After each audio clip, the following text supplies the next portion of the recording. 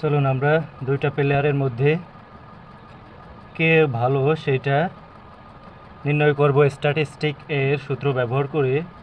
অধ্যায় হচ্ছে dispersion chapter দিয়ে বিস্তার পরিমাপ। আমাদেরকে দেখতে হবে, এখানে নাম দিয়েছি মুশফিকুর রহিম অ্যান্ড নাইম, থেকে এ ধরেছি এবং নাইমকে বি ধরেছি। এটা হচ্ছে প্রথম ম্যাচে 70, দ্বিতীয় ম্যাচে 80, তৃতীয় ম্যাচে 75, চতুর্থ ম্যাচে 60 এবং পঞ্চম ম্যাচে 90 রান করে এবং নাইম যথাক্রমে এই রানগুলো করে থাকে। এখন দেখব এটা কে বেটার, কে সবচাইতে ভালো এবং যার ধারাবাহিকতা ভালো, কাকে বিশ্বাসযোগ্য রাখা যায় সবচাইতে বেশি, মানে যার উপর বেশি ভরসা করা যায়। চলুন সেটা বের করার সূত্র হচ্ছে, সূত্র মূলত ব্যবহার করতে হবে তিনটা। আমি প্রথমে বলে রাখি, সিবি হচ্ছে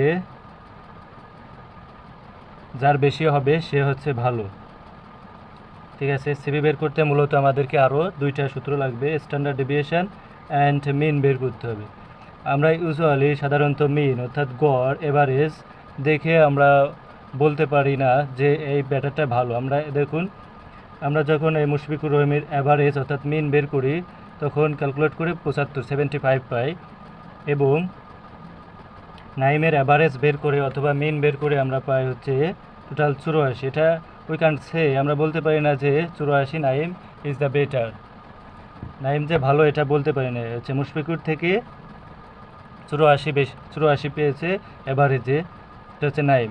আমরা ইউজুয়ালি সাধারণত বলি যে এই জায়গায় নাইমই বেশি ভালো করেছে, এক্স্যাক্টলি নট দ্যাট।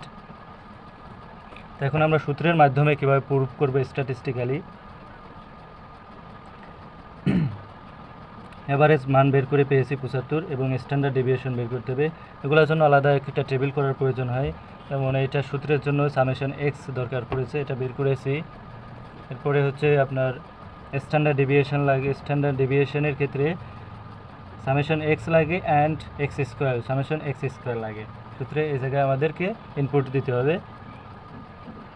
সো আমরা স্ট্যান্ডার্ড ডেভিয়েশনে বের করে এখানে এক্স স্কোয়ারের মান বসাইছি এবং সামেশন এক্সের মান বসাইছি। আর এন হচ্ছে এভারেজ, আপনারা বের করতে পারেন জানে, টোটাল সংখ্যা বের যোগ করে এন দিয়ে ভাগ করতে হবে। এন হচ্ছে ম্যাচের সংখ্যা, 5টা ম্যাচ খেলেছেন, 1 2 3 4 5।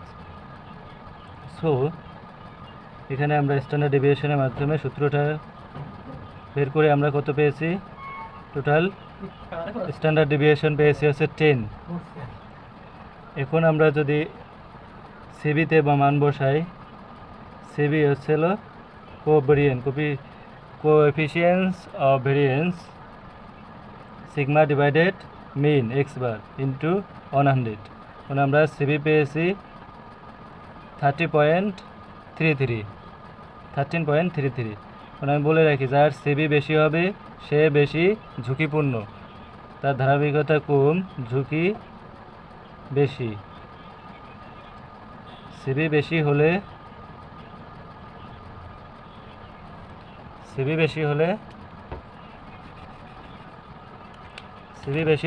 বেশি হবে। এটা আমরা দেখলাম মুশফিকুর রহিমের ক্ষেত্রে সিবি পেয়েছি আমরা 13.33%। এখন দেখব নাইমের ক্ষেত্রে। নাইমের অ্যাভারেজ আর মিন পেয়েছি 84 অর্থাৎ 84 এবং স্ট্যান্ডার্ড ডেভিয়েশন পেয়েছি সূত্রে মান বসিয়ে 42.24। এখন আমরা সিবি বের করব। সিবি বের করার সূত্র দেখেছি sigma B divided sigma B into 100। এখন আমরা সিগমার মান বসিয়েছি এবং মিনের মান বসিয়েছি ইন্টু 100।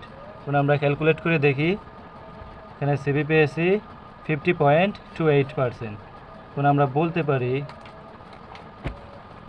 বি এর পেয়েছি অর্থাৎ নাইমের পেয়েছি 50.28%।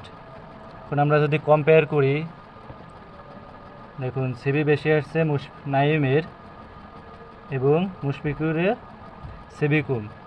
As a result we can say Mushfiqur Rahim is the good batter or getter. এখন আমরা এটা দেখলাম, নেক্সটে আমরা অন্য সূত্র অ্যাপ্লাই করার, বাস্তবে ব্যবহার করার ক্লাস নিয়ে আসবো। Thank you for watching.